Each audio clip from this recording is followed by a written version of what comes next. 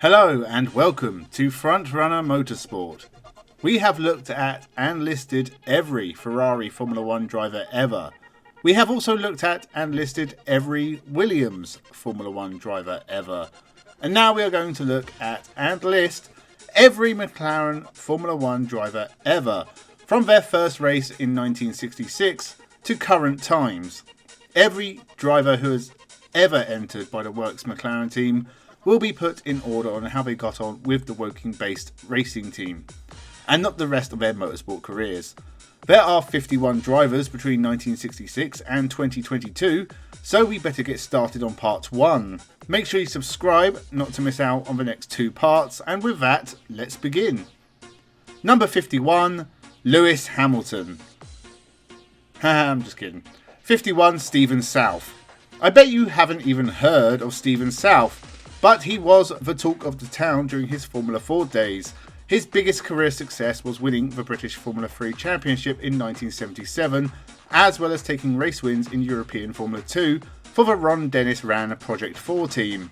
He got his big break into Formula 1 when Alain Prost had a big break on his wrist. South was actually second choice to former champion James Hunt, who was set to be paid £1 million to come back for one race.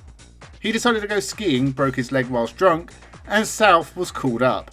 Unfortunately, McLaren were not on the pace in 1980, so Stephen South's one chance in Formula 1 led to being eliminated in pre-qualifying, 6 seconds off the pace. After that, his career went south and ended with a leg amputation after a crash in Canada in the Can-Am series. Number 50, Nanny Gali. The Italian had actually been an endurance racer before he went on to make a few appearances in Formula 1. Nanny Gali made his Formula 1 debut and single McLaren appearance at the 1970 Italian Grand Prix.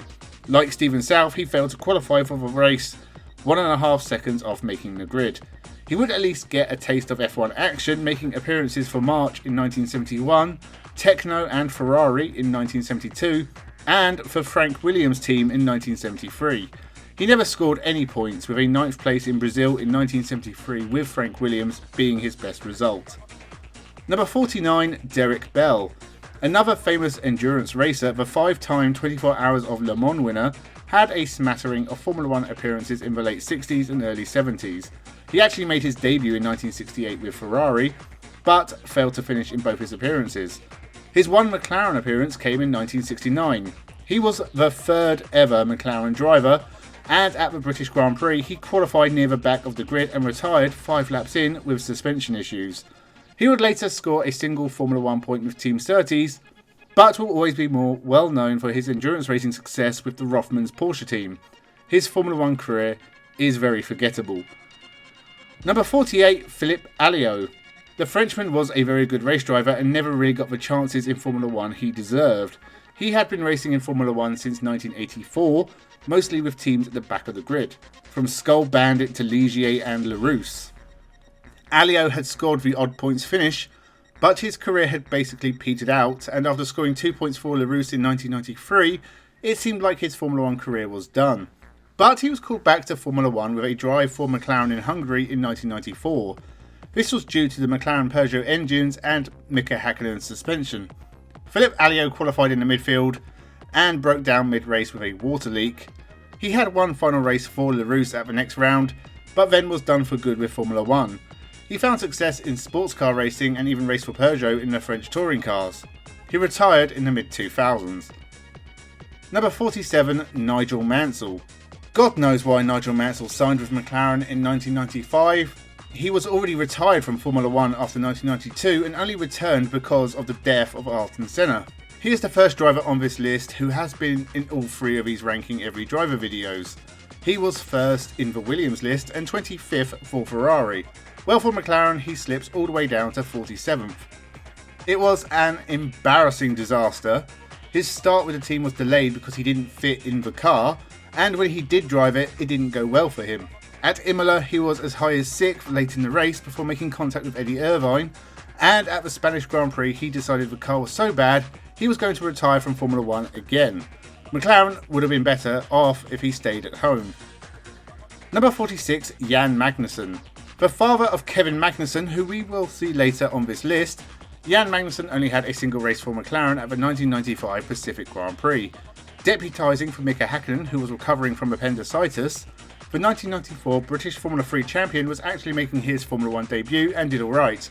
He qualified okay and finished the race at least. He was young, McLaren weren't competitive, so he did everything that was asked of him. He would later have a year and a half with Stuart Ford but didn't impress, and went on to find success in the Danish Touring Car Championship and in American sports car racing.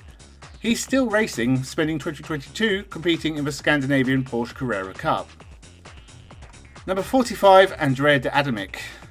Thanks to a brief deal McLaren had with Alfa Romeo to supply engines for a third works car, Andrea De got to race for the team in 1970.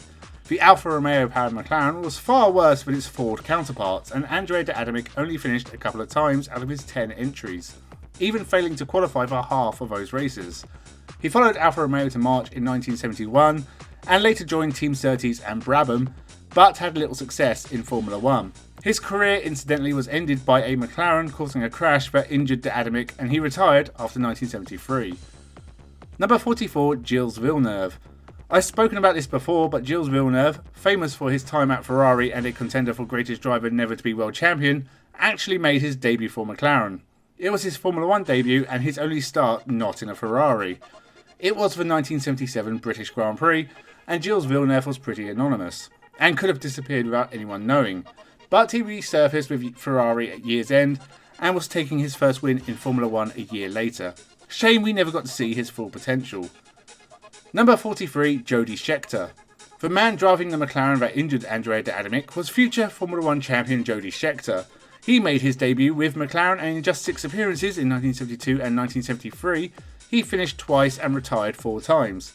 To be fair, he was driving a third McLaren and wasn't all that fast, but in a couple of those drives, Schechter was running high up the field and may have had a chance to win in the French Grand Prix of 1973, but mistakes led to poor results. The South African would later go on to have a very successful Formula 1 career, first with Tyrrell, then Walter Wolf Racing, and finally Ferrari and the Formula 1 Championship before his early retirement. Number 42, David Hobbs.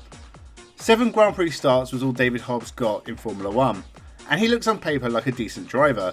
He raced in everything from the British touring cars to the Indy 500. He made his debut with Bernard Wright Racing in 1967, but also made appearances for Lola, Honda and Penske before 2 drives with McLaren in 1974. Like all his Grand Prix results, he was consistent but not in the points. He finished 7th in Austria and 9th in Italy. Outside of Formula 1, he has podiums at Le Mans, a 5th place at the 1974 Indy 500, and a whole lot of experience in a variety of series. He really deserved a full-time shot at Formula 1, but sadly, he never got it. Number 41, Bruno Giacomelli. Another Italian who made his Formula 1 debut with McLaren thanks to his backing by Marlboro. He made 6 appearances during 1977 and 1978 and scored no points. He got his best result in 1978 at the British Grand Prix with 7th, but would go on to win the European Formula 2 Championship that year and race for the Marlboro-backed Alfa Romeo Works team for a few years, getting a podium in 1981 before seeing his Formula 1 career out with backmarkers like Tolman and the Life team, who he never qualified for a race for. Number 40, Dan Gurney. The 4-time Formula 1 race winner took part in just 3 races for McLaren, and they were his final appearances in Formula 1 in 1970, having began his career in 1959. After racing in an Anglo-American customer McLaren in 1968, Gurney made a few appearances as a temporary replacement for the sadly deceased Bruce McLaren. He didn't finish 2 of the races, but managed to finish 6th in the French Grand Prix and claimed his final Formula 1 point. Number 39, Jackie Oliver. The former Lotus and BRM driver raced in 3 Grand Prix for McLaren in 1971 and was competent at best. A best 7th at the Italian Grand Prix and no points. He would have some minor success with Shadows as well as winning the 1974 Can-Am Championship before going on to be part of the group that formed the Arrows Formula 1 team that would be a staple of the grid for over 20 years, with as much success as Jackie Oliver managed in his career. Number 38, Andrea De Cesaris. The Italian is probably most remembered for retiring from a lot of races, and his single season with McLaren was one of the years where he managed to finish the highest percentage of races, finishing 6 of 15. 1981 was his first full year in Formula 1, after making a couple of appearances for Alfa Romeo in 1980. He was completely outclassed by teammate John Watson. Andrea De Santis only scored 1 point at Imola. It was a year too soon as McLaren were more competitive in 1982, but De Santis would have a long career racing for 10 different teams between 1980 and 1994. He even scored points for 9 of those 10 teams, but his season at McLaren was a wasted opportunity for both parties, and De Santis was replaced by little-known Niki Lauda in 1982. Number 37, Sergio Perez. This seemed like a dream come true for Sergio Perez. After impressing for Sauber in 2011 and 2012, the Mexican was hired by McLaren to replace Lewis Hamilton. Sadly, McLaren were declining and far off their best. Sergio Perez did score points, but his best finish was 5th in India. He finished 2013 in 11th place in the championship. He did better with Sauber in 2012, when he finished 10th overall. He was unceremoniously dumped by McLaren and moved to Force India, where he would spend the next 8 years, finally taking his first win at Sakhir in 2020.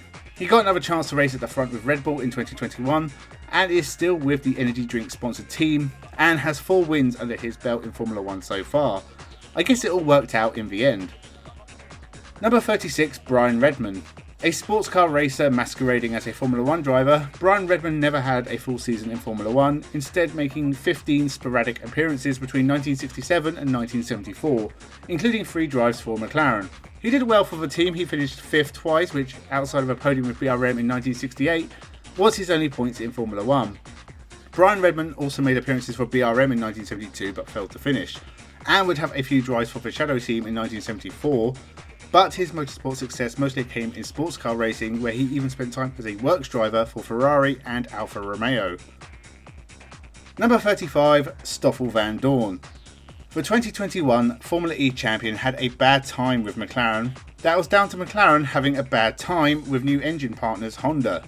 Vandoorne made his debut as a stand-in for Fernando Alonso in 2016, scoring a point and getting a full-time drive for 2017. In the next 2 seasons, he only managed 7 points finishes in 41 races and finished 16th in the standings in both 2017 and 2018. Poor results for a McLaren who are used to winning. Vandoorne was replaced for 2019 and moved to Formula E with Mercedes, where he has won 3 races and a championship. Number 34, Peter Geffen. For a direct replacement for Bruce McLaren, Peter Geffen made 14 appearances for the team in 1970 and 1971. He failed to finish 9 of those races. He did score just 1 point for McLaren, but usually finished just outside the points. He took his first win in 1971 after leaving McLaren and joining BRM. That win was one of just 3 points finishes in Formula 1 and a bit of a shock, but he did a decent job at McLaren under difficult circumstances. So that was the first 18 drivers on the list. We still have 33 to go on this list, so let me know who you think will be in the top 10. Will it be someone obvious or someone more unlikely? Make sure you subscribe for more motorsport content, and to make sure you don't miss part 2. Leave a like and tell your friends. Thank you for watching, and have a good one.